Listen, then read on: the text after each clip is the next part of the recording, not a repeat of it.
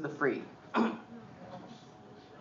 The day that it became illegal to stay warm without a roof in my city after dark, I was mowing lawns in the suburbs for a company I despise, turning the backyard forests of strangers into the smooth golf course lines that the city will break you for not keeping straight. Whenever I'd get to a house whose grass and unwanted shrubs hadn't seen a blade all year, I thought the even growths left behind when I was done weren't worth shit compared to the uneven jungles I'd just laid low. But as the visits to the same house piled up and the lawns got closer to real estate pornography, every green blade that stuck up higher than the rest, and all the leaves and unloved flowers that fit in gloriously in the garden, grown from nothing but wind and human neglect, became a break to the lines of green it was my work to keep intact, and the straighter they stayed, the better I felt about my work. A weed is just a plant that breaks a pattern that would go on forever without it, and once unexpected seeds sprout into an identical green seed, the masters of lawns can't call their job done until there are none left. But there's not a yard in the world that you can keep dandelions out of for good, so they can never win.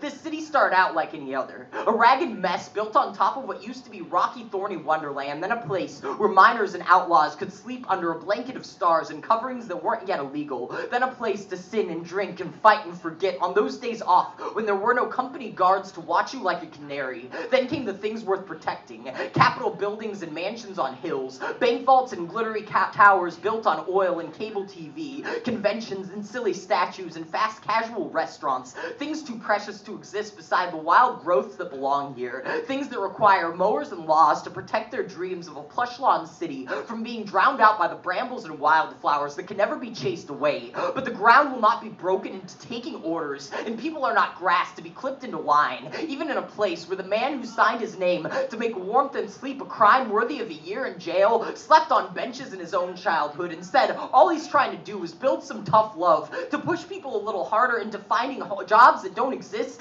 to pay for homes that already do. Make something of yourself, like I did, like everyone can be mayor, like everyone can win. But even if we could, what's the point when your path is set, when your trail is predetermined, when liberty is a gift from above that can be taken in whole if you use too much of it, even in a place where the medical marijuana joints outnumber the Starbucks 2-to-1 and there's only one Walmart in town, where they put rainbow flags on the street poles for the Pride Parade, paid for with the tax dollars of liberals and fundamentalists alike, where no new building gets approved without a carbon footprint calculator, and poets can get paid to say the F word in public, even when they hire ex-graffiti artists to paint murals in light rail stations, while the cops hunt through the night with copters for those with spray canisters and no permit to paint, even when every freedom is allowed, so long as it is obedient and documented and profitable and overseen, even when the city tries hard as it can to look less like a golf course and more like an organic produce garden, there is still a floor plan for the ground that you stand on that will not permit you to develop into anything that doesn't fit into the architect's sketch, even when what's allowed includes for the moment some things that I love: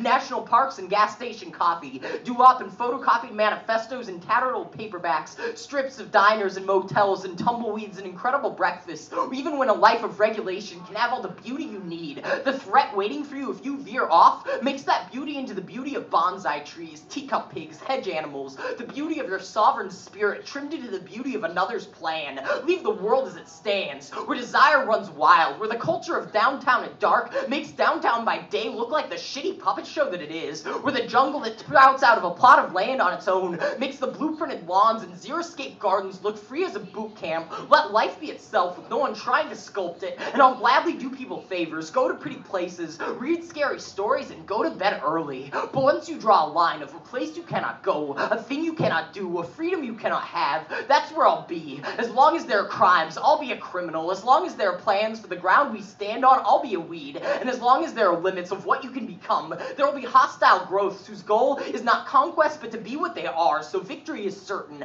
They can spray, they can mow, they can chop, they've done it before, they'll do it again, but we keep growing back, the greatest threat that they know, hostile growths like us, seedlings of the free. Yeah.